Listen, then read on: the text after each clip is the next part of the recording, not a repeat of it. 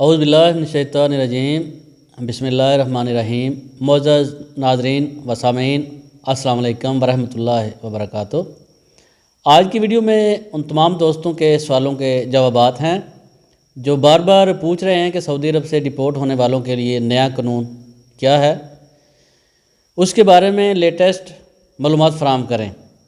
تو ان تمام دوستوں کے سوالوں کے آج میں جواب دینے کی کوشش کروں گا، تو ویڈیو کو آخر تک دیکھیں۔ ناظرین و سامعین، سعودی عرب میں پرانے امیگریشن قوانین کے مطابق تارکین کو محدود مدت کے لیے ڈپورٹ کیا جاتا تھا۔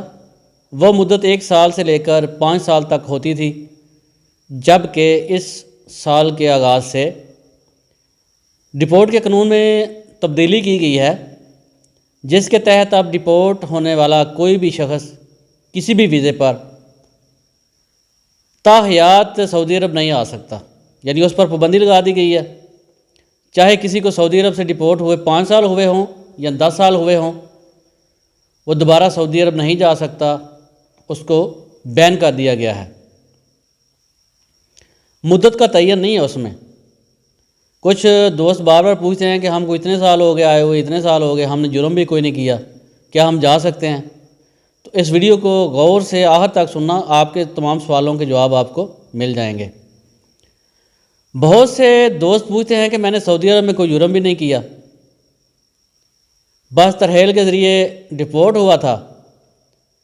بھائی آپ ڈپورٹ تو ہوئے تھے نا، چاہے کسی بھی جرم میں آپ کو سعودیہ سے ڈپورٹ کیا گیا تھا۔ کچھ لوگ پوچھتے ہیں کہ کیا ہم عمرہ کی غرض سے سعودیہ جا سکتے ہیں؟ تمام دوستوں کے سوالات کا جواب دیتا چلوں کہ ترحیل کے ذریعے ڈپورٹ ہونے والے تمام ایسے دوست جو ترحیل کے ذریعے اپنے ملکوں کو گئے ہیں، حکومت نے ان کو بلیک لسٹ کر دیا ہے۔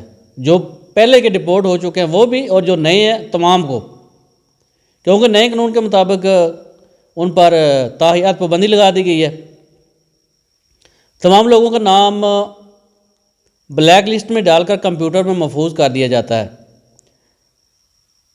ایسے لوگ اگر سعودی عرب کا ویزا اپلائی کریں گے تو سعودی ایمبیسی سے ان کا ویزا ریجیکٹ ہو جائے گا۔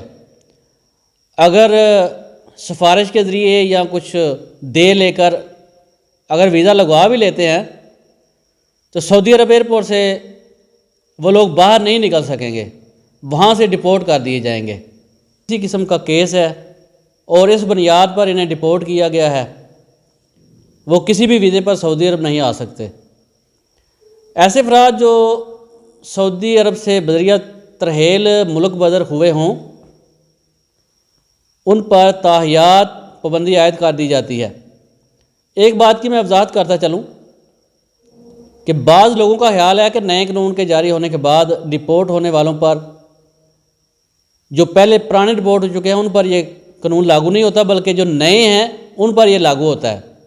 ایسی بات نہیں ہے، بلکہ نئے قانون کا اطلاق ماضی اور حال میں ڈپورٹ ہونے والے تمام لوگوں پر لگایا گیا ہے۔ پرانے اور نئے ڈپورٹ ہونے والے تمام افراد پر یکساں قانون کا اطلاق ہوتا ہے۔ خیال رہے کہ جوازات کے سسٹم میں تمام غیر ملکی کارکنوں کے فنگر پرنٹس اور آنکھوں کا عکس محفوظ کر لیا جاتا ہے۔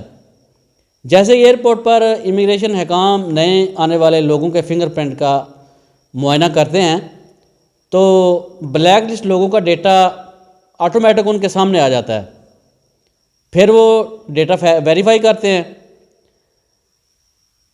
اور ان کو ڈپورٹ کر دیا جاتا ہے۔ ایسے تمام دوست ایجنٹوں کے جھانسے میں نہ آئیں جو پہلے ملک بدر ہو چکے ہیں، ترحیل کے ذریعے واپس آئے ہوئے ہیں، یا کسی بھی قسم کا سعودیہ میں ان پر کوئی کیس بنا ہوا تھا تو ان کو ڈپورٹ کیا گیا ہے۔